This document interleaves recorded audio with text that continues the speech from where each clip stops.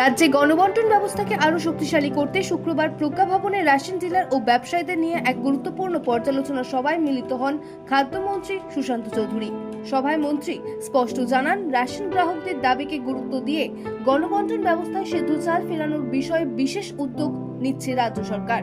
সাধারণ মানুষ যাতে তাদের পছন্দের চাল পেতে পারেন সেজন্য কেন্দ্রীয় সরকারের সাথেও আলোচনা করা হবে। পাশাপাশি প্রতিটি এলাকায় নিত্য প্রয়োজনীয় পণ্যের সঠিক সরবরাহ এবং গুণমান বজায় রাখতে রেশন ডিলারদের আরও দায়িত্বশীল হওয়ার আহ্বান জানান মন্ত্রী। সমস্ত ডিলাররা আমরা ডাকাইছি না, আমরা বিভিন্ন জায়গা থেকে কিছু টোকেন রিপ্রেজেন্টেশন আমরা এখানে আনছি। এটার উদ্দেশ্য হচ্ছে যে আপনাদের সঙ্গে আলোচনার মাধ্যমে আমরা একটা সিদ্ধান্ত নেব যে এফসিআইতে আমরা আতপ চালরে কন্টিনিউ করতে কমুন আর আমাদের সিদ্ধ চালের কথা মানে নতুন করে আনার লেগা কমুন। গভর্নমেন্ট অফ ইন্ডিয়ার বক্তব্য হচ্ছে সিদ্ধ চালটা অনেকে পছন্দ করতেছে না, যে কারণে আমরা আতপ দিয়ে আতপটা চলতেছে। তো আমি একটু কনফিউজড হয়েছি।